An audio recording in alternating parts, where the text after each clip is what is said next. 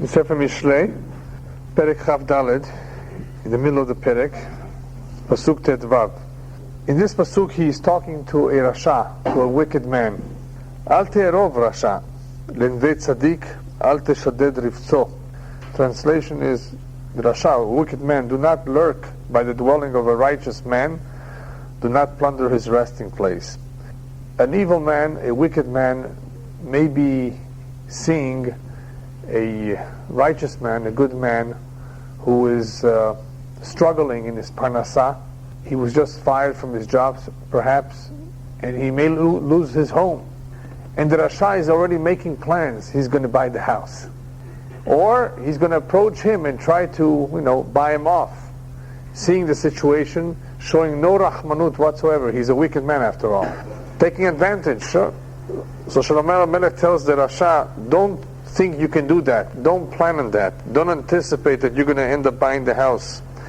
That you're going to take away his nevei, his rifzo, his resting place, or his job. Just because you're seeing that he is weakening, that he is struggling, that he's on his way down. Don't think that you can take what is his. Because of the next pasuk that we're going to see.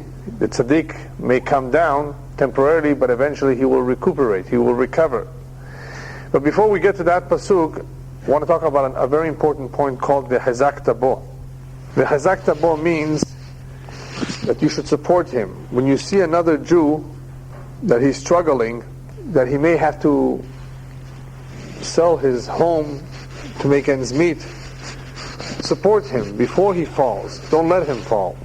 When a person is already down, when a person is begging others for help, that's one thing. That's one level of assistance, that we help those that are in need. There is another level of assistance which is a bigger mitzvah of a hazakta bo, is litmoch, to support those who are about to fall, so they should not fall. Or those who are struggling, to get them a job. Instead of giving them money, a handout, give them a job so they can support themselves. That is a much bigger mitzvah than have him come to you and just beg for money. So there's a big mitzvah of a hazakta bo to support those who are about to come down. And this unfortunately was a very familiar scene back in the late 80s, early 90s, when people were losing their homes. Remember that? The mortgages, they took on a mortgage, high interest rate perhaps, or the values were going up. The situation was such that people were losing their homes to the banks. And sometimes these people, all they needed was a few dollars to make the payment. It wasn't a lot of money that they needed to save their homes. And it was a big mitzvah, whoever can do so. But a Rasha, or one who behaves like a Rasha, would take advantage of these people to enrich themselves. Here I'm going to buy it off the bank for a low price. Where instead he could have done a big mitzvah and perhaps helped the individual maintain his home. It's a tremendous nisayon. So that is why he points this out over here, is that the Rasha, or whoever has this kind of an attitude, is don't think that you can get away with it. But it's not just getting away with it, it's for the next pasuk. Because it may happen a righteous man can fall 7 times and rise even after he fell 7 times. But the wicked shall stumble upon evil. In other words, in the end, a Rasha will fall and will not necessarily rise. He will stumble, he will make many mistakes. But the tzaddik, he may fall, but B'ezrat Hashem, he will rise. So don't think that you can take advantage of these people. That's it. Their history, as they say, they're not going to come back. Be careful with that kind of an attitude. That's the attitude of a Rasha, taking advantage of those who are weak, those who are struggling. But HaKadosh Baruch Hu, of course, sees everything, is aware of everything, and he will listen to the cries of those who are being taken advantage of. He is aware of what's going on in people's minds and hearts, what their real intentions and real designs are. And that brings us to the next pasuk, which is a similar attitude, which happens. B'nefol oyivcha al tismach, u'bikashelo al yagel libecha. When your enemy falls, do not rejoice, and when he stumbles, let your heart not exult. And we're talking not necessarily about a non-Jewish enemy, we're talking about a Jewish individual who you dislike. You're not in good terms. He is your competition, whatever it may be. You don't get along. You don't like him. He's your oyev. When he falls, do not be happy. And some people, are very happy. When somebody slips on a banana peel, they start laughing. And we're not talking about children now, because all children laugh, because they think it's funny. But for an adult to see something like that, if you were to laugh, it shows something about him. But people do laugh and people do rejoice when other people don't make it, when they lost their home, they got fired, something bad happened to them. And that's what he's warning us over here about, is do not be happy about this one. This one is actually dangerous if you're happy about. Because pen yireh Adonai v'ra be'einav ve'yeshiv me'alav apo. You know what may happen? Hashem may see what you're doing, and he will be displeased, and he will turn his wrath, his anger, away from him, from that enemy, and upon you.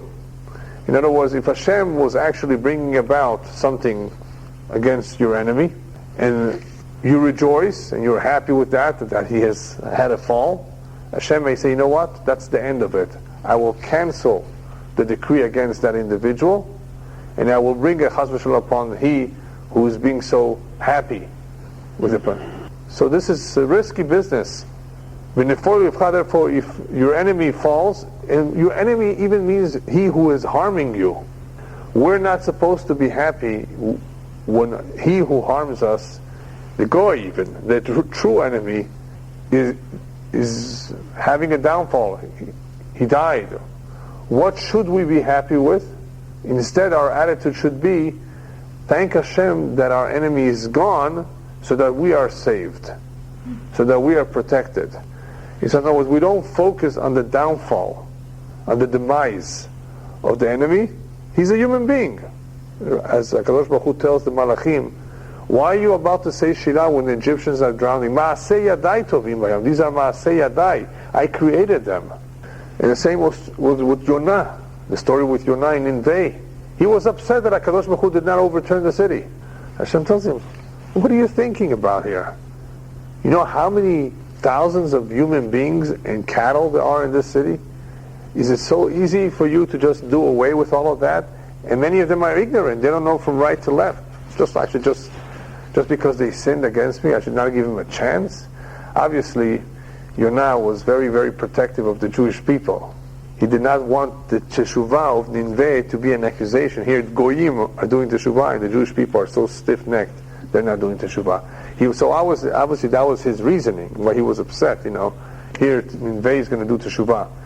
Nevertheless, HaKadosh Baruch Hu is concerned with everybody, even with those who are oivim. So the attitude should be what Am Yisrael did afterwards, and said Shirat Hayam, for what purpose? That they were saved. Not because the Egyptians drowned and good for them. We don't do that. We don't say that. Our attitude is that we're happy HaKadosh Baruch Hu protected us and did miracles to us. So same thing on a personal level. If a person is experiencing a situation where his enemy, his competition is gone, he should be happy that Baruch Hashem, HaKadosh Baruch Hu blessed him, that he can take over, that he can continue, that he can be successful, not that the other individual has disappeared from the scene. We're not happy when other people make mistakes, when other people fail. It's not a nice midah. It shows a lack of maturity, a lack of understanding, a lack of sensitivity for human beings in general. But here he adds that it's also risky, it's dangerous. If you rejoice, then Hashem may change his mind, and not only cancel the punishment against he who it was intended for, but also bring it on the one who is rejoicing. Next pasuk, Al titchar bimre'im, Al titchar b'mire'im, Al tekaneh b'reshaim. Also a very familiar pasuk, we've seen this idea before. Do not compete with evildoers, do not envy the wicked.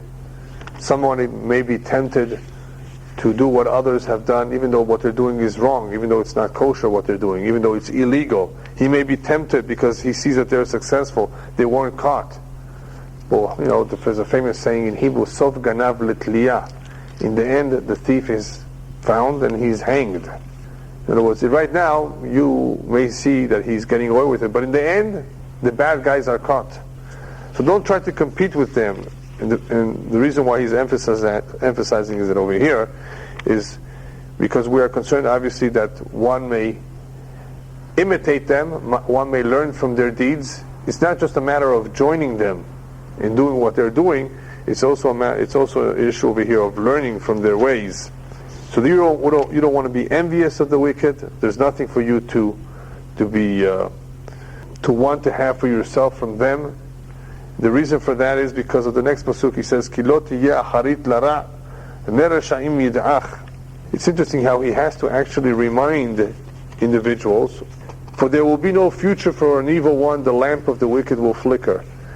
People actually believe, and that's why he's writing this, that these people are getting away with it. They're not being caught, and and they're becoming so rich.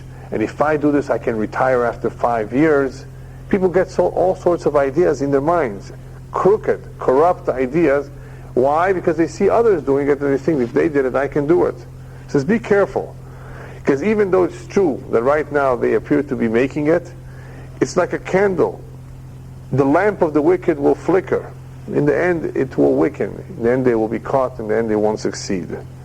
He mentions here the word ra, and he mentions here the word reshaim. What's the difference between those who are evil and those who are wicked? So the commentators explain you can have an individual who is ra imabriot, with people, and one who is wicked lashamayim, only with HaKadosh Baruch Hu. What's the difference? The commentators explain that there's a big difference in how HaKadosh Baruch Hu handles evildoers, those who are evildoers to society, to others, and those who are just evil with or wicked with Hashem. In other words, that they don't do the mitzvot properly, that they make transgressions.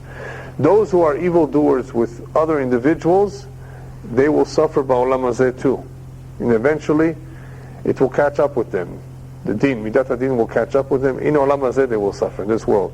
Those who are just wicked lashamayim with Hashem, Hashem may give them shalva, may give them peace and tranquility for 25 years, for whatever reason. And it may appear like they're getting away with it, but in the end, it catches up with them too.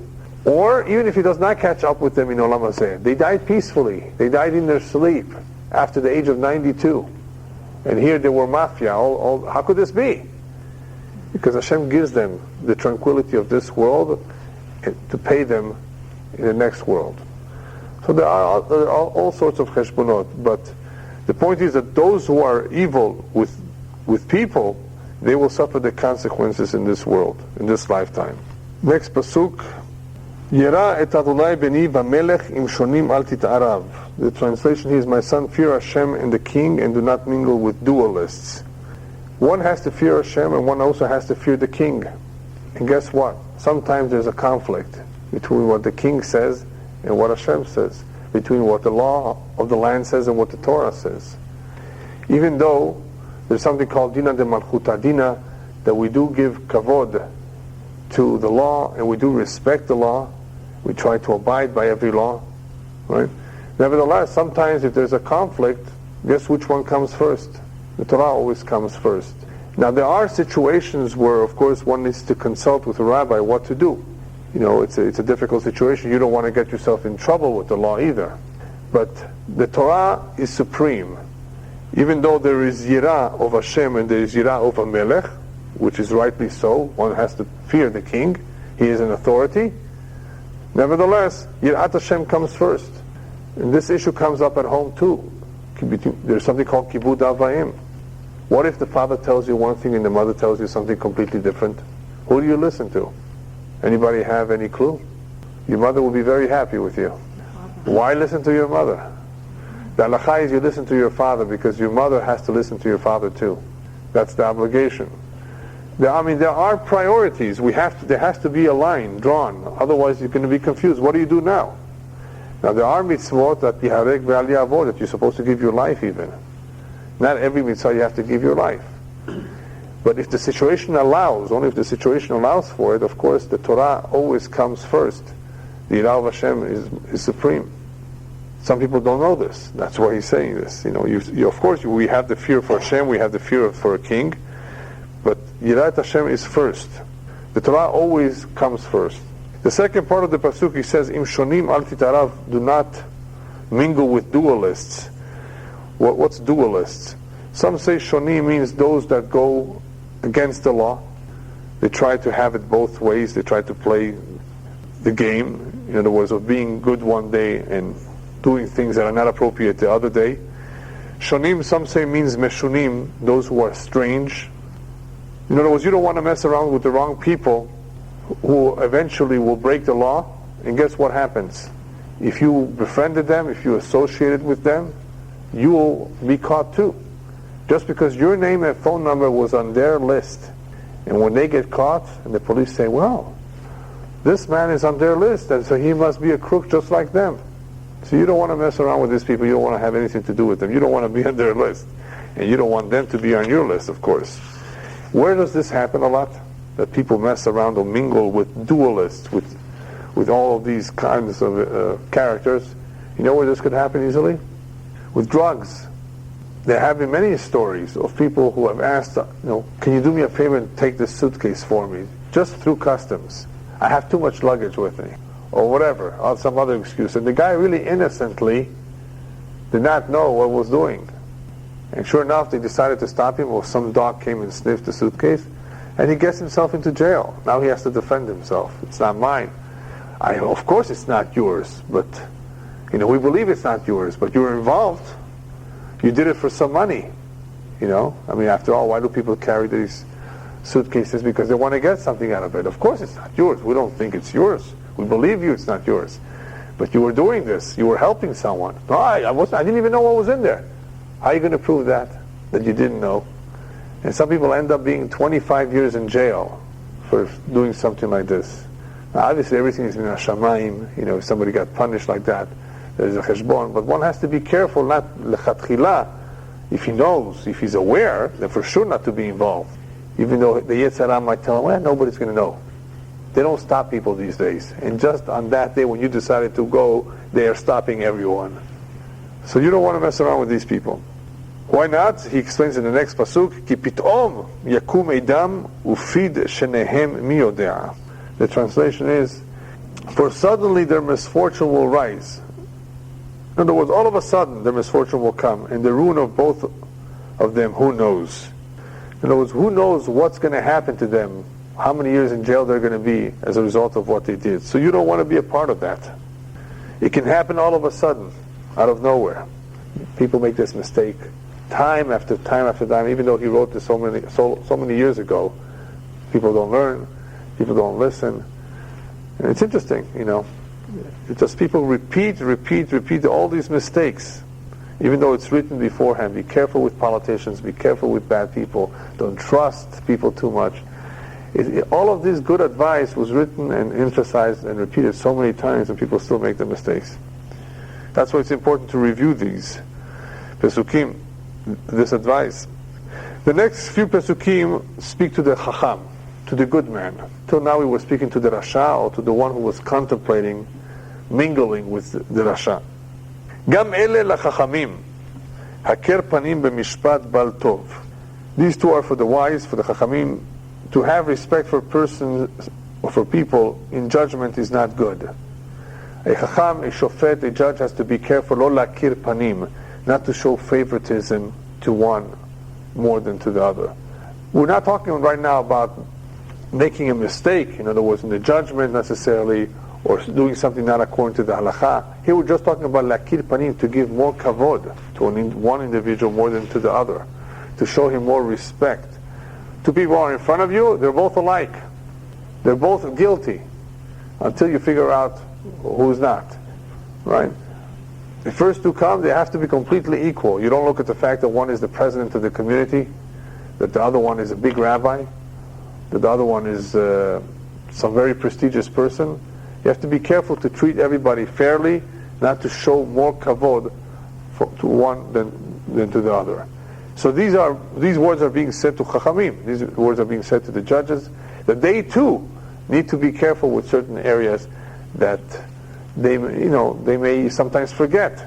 After all, we're only human, and we make mistakes, and we know that this man is a very important individual, and if we would see him in the street, we would treat him one way, But when it comes to court, when it comes to halakha, when it comes to judgment, we have to be fair, because imagine showing one individual more kavod. Imagine, what is the other person feeling now? He's going to have a hard time expressing himself. Here he has a case that he prepared. He prepared well, he's his own lawyer. Comes along this other individual who sits next to him, or on the other side, and the judge shows him more kavod. His ta'anot, all his claims, istatmu. In other words, they will be blocked. He will have a hard time to opening up his mouth. He will be like in a shock. What is he going to say? So the chacham, the judge, has to be careful not to show any favoritism, not to give more kavod to one than to the other. The next pasuk says as follows: Omer leRasha tzaddik ata yikevu amim. We're talking about a normal individual who may be flattering the Rasha by telling him, he who says to a wicked man, you are righteous. People will curse him, nations will be wroth with him, those will be angry at him. Everybody will be upset at him. What's going on over here? Why should a tzaddik say to a Rasha, or why should a normal person say to a Rasha that you are righteous, you're good, you're fine, don't worry about it? That's called flattery. It's called hanufa in Hebrew. Everybody know here what flattery means? There's a lot of ways of saying the same thing in slang, but I'm not going to say it. In other words, when people sometimes try to... Buttering up. Yeah, something like that. To somebody, either to get something from them, or just to make them feel good. It's a sur. If the person did something wrong, you're supposed to point it out to him. But a lot of people hesitate for whatever reason. Could be they're ashamed too. You're supposed to point it out, and for sure, at least, not to do the opposite. No, don't worry about it. You're okay. It's fine. Hashem will forgive you. Like when they gave the Nobel Peace Prize to Yasser Arafat. Yeah, exactly. Yeah, similar. So one has to be careful not to show any flattery to a Rasha. Why not? The three things that come out of it. First of all, a person that shows chanufa, flattery, to a Rasha, because he needs something from him, it shows that he has no bitachon in Hashem, that his emunah is weak. In other words, you have to flatter him to get your job, you have to flatter him to get the favor from him. Is that what you have to do to come to what you're trying to come to? So it's a lack of bitachon. Also, when you give flattery to a Rasha, you are giving him encouragement, and you are basically supporting his ways, justifying him, which means that he will continue doing what he's doing. And number three, it could be that what he's doing is so bad that by you agreeing with him, you are allowing him to harm people too, or to harm society. Give you an example, even though it's not flattery, but one is not allowed to turn over a Jew to authorities, just like that. To the goyim who will hurt him, for sure not. But even just to turn him over to authorities, you cannot, give information about another Jew just like that, unless this individual is harming society. He's a danger to society. That's a whole different idea. So what? Can you do it if somebody is a danger to society, he's a rapist? Of course you're supposed to. Get him away. What if he's a white-collar criminal? Same thing. If he's a con artist and people are falling because of him. Today you see that a lot of people, they're really abusing the medical and Medicare. They got a lot of money. They put on somebody else's name and they go there and do the stuff there like that. No, it has to be harming people directly. Society. Just, if it's a personal issue with that individual, with the government, you don't have to get involved with that. A person who's danger to society, people are going to fall in his trap. He's a con artist, he's a crook, or something even worse than that. Of course, you have no choice. That man belongs in jail, not in the street. So that's the problem here with chanufa. Person has to be very strong and not be afraid of telling the Rasha that he's wrong. Just like a judge has to be courageous and not be afraid that he's going to find guilty the president of the community, or whoever that may be. Lo taguru b'nei ish, the Torah says, don't be scared of anybody. We only have fear for Hashem. We have no fear for human beings. So when it comes to Chanufah, it's the opposite. At least be quiet. At least, and we're going to see be quiet is also not a good idea. But Chanufah is the worst thing you can do. That's to flatter, to give him encouragement, to demonstrate to him that what he's doing is right. I mean, that's a big sin. It's just going to perpetuate the problem. The worst way of hypocrisy. Hypocrisy? Yeah. Why is it hypocrite? Because you are saying something that is not real. Oh, obviously, yeah, because when you flatter, you're not being truthful. Yeah. Now, we're not here talking about giving words of encouragement to somebody who needs encouragement. Flattery is not encouragement. Flattery is completely wrong. In other words, the individual is doing something not right, and you are saying how good he is, or you're just giving him words of praise when you don't really mean it. That's also a form of flattery. You can do that at home with your wife. Rabbis tell us because it contributes to shalom bayit. It's therefore permissible. But outside the home, you have to be careful. I agree with you. I mean, it's a form of hypocrisy, but it's worse than that when you're dealing with a rasha. You're allowing him to continue to do whatever he was doing. That leads us to the next pasuk. Those who do rebuke, or those who reprove, he says here, it will be pleasant for them, and a good blessing should come upon them. There might be some individuals who think, what use is it for me to reprove, to rebuke, to give musar? Nothing will come out of it. On the contrary, I will make enemies. People will not like me if I point out their mistakes, if I criticize them. He says you don't have to worry about that. If you do it in the right way, you don't, of course, show your anger. You don't hit them. If you do it in a nice, gentle, tactful way, those who give musar, it will be pleasant, and they will receive the barakah from Hashem, that they will succeed. And why is it really important for them to give musar? 3 reasons. First of all, you have a chance of actually changing an individual here, of influencing him. You have a chance. You may actually change his attitude, his mind. You never know. So try. You have at least a 50-50 chance in many cases. We don't know until we try. That's number 1. Number 2, when you see something being done wrong and you keep quiet, it's like you agree with it. So when you come up to the Shamayim later on, they will tell you, you're guilty of this. I'm guilty, I've never done this. Yeah, but you saw others doing it, you didn't say anything. If you didn't say anything, it's like you did it yourself. Because when you are quiet, you approve. When you approve, it's like you're a partner to what is being done. So therefore, if you have any influence, you for sure have to do it. You at least have to try to give musar, to point it out. And the third idea of giving musar is Kol Yisrael, Kol Yisrael Arevin Ze Lazeh.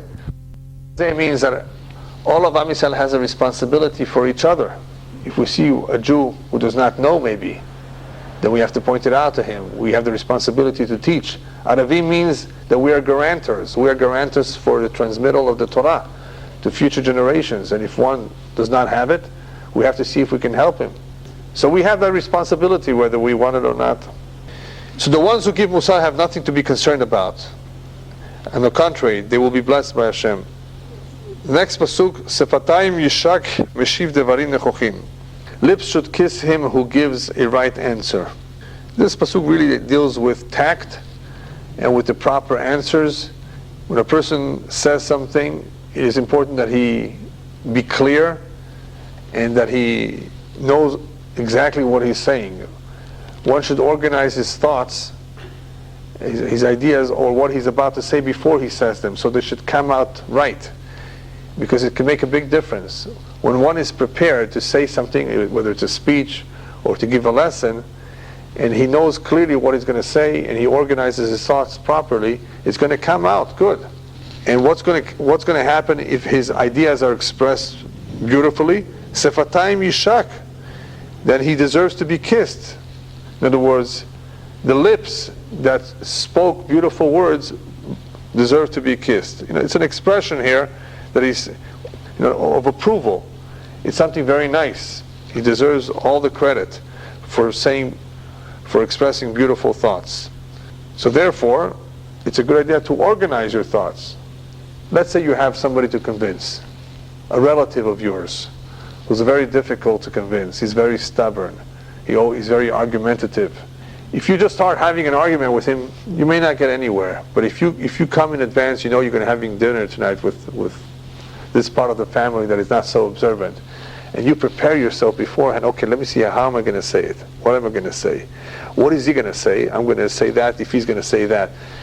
You're going to have a better, hopefully a better experience. And you have maybe even a better chance of convincing them. So one who does so, one who's prepared, he deserves a lot of credit. Pasuk Chav Zayin, Achen b'chutz melachtecha ve'atedach b'sadeh lach achar uvanita v'techa. Here he's talking about the order of how we do things in life. The translation is like this: prepare your work outside and make it fit in the field for yourself. Afterwards you should build your house. In other words, find yourself a job, make some money, and then build a home, and then get married. Shlomo Melech is pointing out the order, as the Rambam does, as it is mentioned elsewhere, that the proper order of how things should be in life, how they should be, not as they always turn out to be, is work, make some money, build a house, or buy a house, and get married. Today, however, if you do that, you will have white hair by the time you're ready to buy your house, because homes today cost over $1 million. So it used to be, I remember, 1970, that was 36 years ago, you can buy a house here in Los Angeles, in this neighborhood. All you needed was 4 years of an average salary. Average salary of the time, 4 years of it. 4 years of an average salary. Most people didn't have that money, right? But if you put down a down payment, you'd be able to pay off your home in a number of years. All it was is 4 times an average salary. Not a lot of money. Today, you need 20 times an average salary to buy a fixer-upper. Just a fixer-upper. An average salary. 20 times that average salary, approximately. See what has happened? You know, people don't have that money. It's very difficult. So therefore, what do you do today? You don't push off your wedding. You don't push off getting married until you made all the money. You get married as soon as possible. You pray to Hashem that He should allow you to meet up with your bat-zug, with your soulmate, the sooner the better. And even a college education, which for some is important because that's what will allow them to have a profession. They're not going to be in business. They actually need to learn something. Even that, you don't have to wait till you finish. It's okay to get married before. On condition, of course, 2 conditions. That you know what you're going to be doing, so that you can support your wife as soon as, in a reasonable amount of time. You know where you're headed. And number 2, it helps if you have support from the parents, from the in-laws. Why not? That's what a lot of people do today. In order for them to be able to continue their education in yeshiva, in kollel, in a school, it's only because the parents on the 2 sides are able to help out. Otherwise, we would not be able to do that either, to continue to learn. So this order is the ideal order. You've made some money, you've bought a home, and now you get married. Can anybody do that today? I mean, it's very difficult. At 22, 23, who can purchase a house? And that's already late. According to the Chachamim, that's when you want to get married. So what if you live in an apartment the first couple of years? You don't have a house the first couple of years. Right. So that's obviously the only alternative. You have to rent. That's what I'm saying. Today, you don't have that prerogative of making some money, buying a house, right, and getting married. It's almost impossible. You have to either rent an apartment, or unless you have some help, to support yourself. But one should have a direction of where he's headed by the time he's getting married, because you do want to provide. You don't want to rely on others. You want to do something for yourself. You want to, learn a trade. So you have to have, by the time you're getting ready to get married, even though you may not have all that money, you may not have the home that he's talking about here, but at least you should have a direction of where you want to go, what you want to do, and have some sort of support, either from the parents or from some other source. But that would be the right order. It's first to work, then to build a home, and then to get married. That's one interpretation of this pasuk. But right now it's impossible. Right now you need two people to work. Now you need sometimes the two people to work, sure. And you need to work sometimes like overtime too, a second job. Yeah. Some commentaries tell us that what Shlomo Melech here is emphasizing is as follows. Achen b'chutz minachtecha. Work as much as you can out of your home. You don't want to be at home too much because you're going to end up fighting with your wife. Yeah, so I don't know if this was meant in a humorous way, but there's some truth to this. I've met a lot of people who, even though they're in their 70s, they're still working. I said, why are you working? I don't want to be at home. They were very, very honest, that they at home, they have a very hard time. So in order for them to have shlom bayit, they're always not at home. Another idea that is expressed in this pasuk, ve'ateda basateh lach achar uvanita vetecha, is that one should be prepared to work for others first, and then to work for himself. There's a lot of people who just want to be independent, do not want to work for others. So he says it's okay for you to start out working for others. There's nothing wrong with that. Be an employee, an apprentice, and then you will be able to go on your own. Another interpretation of this pasuk, the rabbis tell us that Shlomo Melech said what he said also concerning learning. That one has to learn, prepare himself b'mikra or b'talmud, to learn halachot, to learn what there is to learn as much as possible before he gets married. Once you get married, you become very busy. Not everybody is like you over here who is able to commit themselves to come to shiur, especially if there are babies in the house, changing the diapers, helping the wife. There's a lot of responsibilities. People are tired after a long day of work. So therefore learn as much as you can before you get married. Those are the most precious years, the years that we are in yeshiva. I wish I had those years now. When one was able to learn for 17 hours a day, you know what that is? It was the most beautiful years. To be able to not have to worry about anything. Just learn. Eat breakfast, lunch, dinner, and shachrit mincha arvit, and of course occasionally do a little bit of laundry, right? And just learn. If you're serious, that's what you would do. So it's about all. How do you figure 17 hours? Even to start at 8 o'clock in the morning, 8 o'clock at nighttime is 12 hours. Right. Save it to 12 o'clock at nighttime? Or 1 o'clock in the morning? Yeah, about 8 o'clock in the morning, 1 Yeah. o'clock in the morning, with 17 hours. Yeah. I figure 12 hours a day is a big thing. Yeah, no, but it wasn't every day maybe like that. It wasn't maybe every day. No, I was doing it. It wasn't every day, but it was more than 12 hours. It was more than 12 hours. I was doing 18 hours a day. Yeah. Went to college, working. Sure, it's possible. 18, you believe me, could Yeah. 18 hours. Yeah. That's how it came out. I remember it came out like that on some days. Yeah, in the yeshiva world, sometimes, not every day obviously. Shabbat it wasn't like that, and Friday for sure it wasn't like that. But there were days that were very long days. Yeah. Next pasuk. Al tehi et chinam bere'echa ve'afiticha bisfatecha. He translates here, do not be a witness without cause for your friend, that you should be enticed with your lips. In order to understand this, one has to learn the Gemara that deals with Eid Echad. There's sometimes a problem when one witness observes an incident, and in order for this incident to be recorded, in order for Bet Din to do something about it, there has to be at least two witnesses. So if only one witness appears and says what he saw, what are you doing it for? You're only being motzi shem ra. You're only accusing an individual of having done something that maybe is not true. So he's warning an individual of being careful not to just be a single sole witness in a situation. Ve'afiticha bisvatecha means that you can easily be carried away with your lips by talking too much. Even if you know it is really true and you are a witness, still you don't do it? Depending what the situation is. There's sometimes, there are halachot where ed echad ne'eman, where one witness is believed in certain situations. A woman, for example. Yeah. Depending on, what do you mean with a woman?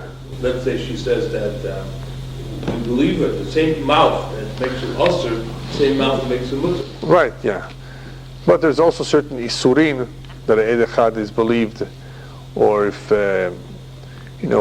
a woman needs to know what happened to her husband, the rabbis were, of course, lenient about agunot. A woman should not remain stuck, not knowing what happened to her husband. Is he dead? Did he disappear? So we rely even on incidental things that serve as some proof that the husband really died. But otherwise, what I'm talking about over here is that is a little bit more serious. Is having observed an averah, having observed a sin. We have to, depending on if this individual is a good man or not, if he has an otherwise good reputation, if you're going to accuse him of having done something, it's motzi shemra on him. It could be baseless. There was a story with a rabbi, very prominent rabbi, who was accused by some people in the community, and these people, of course, are the type of individuals who you shouldn't take them seriously. They're not serious individuals, but anyway, people talk. They were willing to swear that they saw the rabbi eating on Yom Kippur. It turned out after investigation that the rabbi did carry some food and drink in his hands on Yom Kippur, but he was taking it to a yoledet, to a woman who had just given birth, who needed to eat and drink a little bit on Yom Kippur. These individuals who outside, not close by, outside from a distance, saw the rabbi with the food, they already drew the conclusion. He had the food in hand. He ate. Did they see him eat? No. So that's, of course, the problem with judging people favorably, giving them the benefit of the doubt. That's a whole different idea. But nevertheless, it's the same thing here. When it's one, it's even worse, because one does not have the same power as two. Next pasuk, Al tomar kasher asa li ken e'aseh lo ashiv leish kafa'olo. Do not say as he did to me, so I will do to him. I will repay the man according to his deed. This pasuk and the next pasuk, we're talking about nekama, taking revenge. Since he gave me a bad name, I'm going to do so to him. Rabbis tell us, Bishvil choteh echad she'asa shelo kehogem, because of a sinner who did something wrong, just because of him, we should do things wrong. In other words, we shouldn't do things properly, just because this one individual did it wrong. No.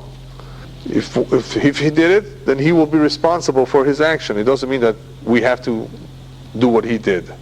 So don't think to repay somebody just because he did this to you. And the same is true with any form of nekama. Person did not want to lend you his car. Now you need you did not want to lend him your car. Now he needs, one second. He did not lend you the car, and now he is asking you to lend him the car. No, I'm not going to lend him because he didn't lend me. Same thing. All of this is a form of nekama that is not right. Just because somebody makes a mistake, just because somebody does something wrong, doesn't mean you have to behave like him. You stoop down to his level. But you are still not obligated. To do what? You are not obligated to lend him your car. Are you? No, you're not obligated to lend, but you should, if that's your only motive of not giving it to him because he didn't give it to you, that's called nekama. That's revenge. The last few pesukim of the perek talk again about the lazy man. And as I've said before, apparently Shlomo Melech puts a big emphasis on laziness throughout the perek, throughout the whole sefer, because of what he's about to say now.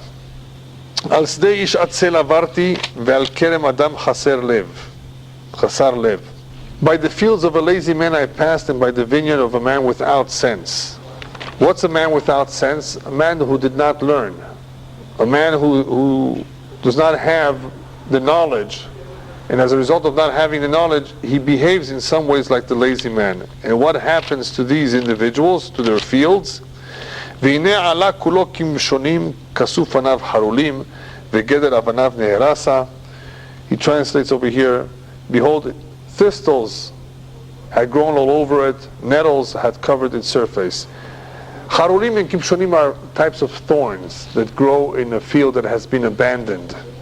And its stone fence had been torn down. Shlomo Melech has observed, passing by these kind of fields, that look what has happened to what could have been a potentially beautiful field or vineyard. It's all covered with thorns because the owner is lazy or chasar lev. He has no understanding, no knowledge of how to upkeep it. And as a result of that, not only has it grown thorns, Geder avanav nerasa, the wall that's around it has also broken down. The fence has been torn down. Who is he talking about? Not just a lazy man. He's also talking about somebody who has learned Torah and who has not reviewed. If you do not review what you learn, the rabbis tell us, not only will you forget what you've learned, but you will come to say on what's tameh, tahor, and on what's tahor, tameh. The comparison here with a field or a vineyard that the fence has been torn down is not only is it not being developed properly, but even that which was there before, which was beautiful, has been destroyed. And that's a shame. And all of that from laziness or from not reviewing what one has learned. So he says like this, Ve'hezeh anochi ashit libi ra'iti lakachti musar. Now Shlomo Melech is telling about himself. And I said to myself, I applied this to my heart, I saw and learned a lesson. How terrible it is to be lazy. You know, what laziness can bring about. In other words, this is something which brings about a great loss. Chaval.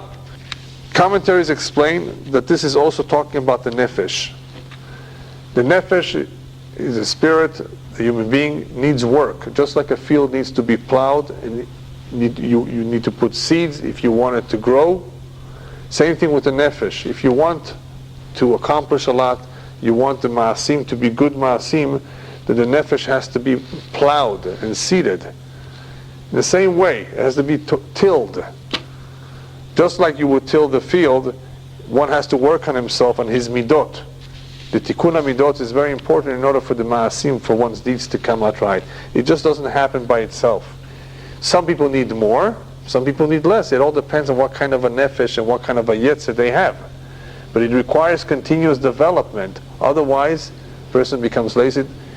Just like one's diet. People who have a very big stomach, what's the conclusion? It's not that they're overeating. Maybe they're not eating a lot. They're not necessarily eating a lot. They're just not taking care of themselves. Whatever it is. They're not exercising enough. They're not walking enough. And, they're not controlling what they eat, maybe. So it's a person is ignoring. Umazniach et atzmo. He's ignoring himself, like the one who's ignoring his field. Letting go. That's the reason it looks the way it looks. It's a shame. So how does he finish the perek? With some advice on how to overcome this laziness. Slavery or laziness? What? Which one? Slavery? Laziness. He says, Me'at shenot, me'at tenumot, me'at chibuk yadayim lishkav. Little sleep, little slumber, little clasping of the hands to lie down. In other words, don't oversleep. That's one place to begin, to control the amount of hours one needs to sleep. The Rambam says 8 hours is enough. And that's usually for the younger. I believe, that's what they've told me, that the older you get, the less sleep you need. So maybe you don't need as much. But some people, nevertheless, allow themselves to sleep. They take a nap in the afternoon. They say, they oversleep. And what happens as a result of all the sleep? You waste time. Time that you cannot bring back. It's gone. It has disappeared. Where one could have been so productive with all this time and accomplished so much. Instead, he decided to sleep, just lay down in bed and do nothing. The first place to begin is with the sleep. Less sleep, the better. It's the last pasuk of the perek. Then your poverty will come strolling and your wants like an armed man. In other words, if you do continue to sleep, if you do continue with the laziness, then one will become poor. You will become unemployed. You will be without a job. And it will come ki'ish magen. It will come down like an armed man. I think what he's trying to say here is like when an armed man rushes to war, rushes to battle, in the same way the poverty will strike an individual who is lazy. And he's said this before too. He just, for greater emphasis, is telling us that if a person does not do anything about it, this is what will happen to him. He eventually will lose his job. And this is what happens also, by the way, to an alcoholic. Alcoholic does not only ruin his health, he ruins his family, he loses his job. It's these kind of symptoms, they're not controlled, they're destructive. And laziness is also destructive. Look what happened to the field, an otherwise beautiful field. So therefore, the midah to overcome this is zerizut, to be diligent, to not oversleep, to be in control of oneself. When one, of course, knows what he wants to accomplish in life, when one is ambitious, when one is anxious to succeed, then obviously he's more careful. But if a person is a hasar lev, which is a very interesting way of describing an individual who doesn't care, he has no heart, that means he doesn't care, this is what he will do. He will smoke, he will drink, even though you're telling him, listen, you're killing yourself. Don't you care about your kids? He's a hasar lev. He has no heart. He has no understanding. He hasn't learned enough. And as a result of that, he's having a hard time controlling himself. It's also, of course, a matter of desire, of interest. It's not just a lack of understanding. A person has to have a will, a desire to succeed, a desire to control himself. Some people give up too quickly. I oversimplified it. Every situation is different. But the common denominator is that some people don't care enough about themselves, whether smoking, drinking, or laziness, and that is why they look the way they look. So therefore he says, I took this to heart. I paid attention, I observed this, and this is the conclusion that I came to, that one of the worst things that a person can, one of the worst midot that a person can possess is the atzlut. Not only does he not accomplish a lot, but any accomplishment that he may have had, he learned for many years in the yeshiva. He doesn't review all his learning. Now he will be ashamed. He will forget everything. So therefore, it requires upkeep, the learning. One's marriage requires upkeep too, maintenance, and so does everything else in life. If you want it to look good, you have to invest in it.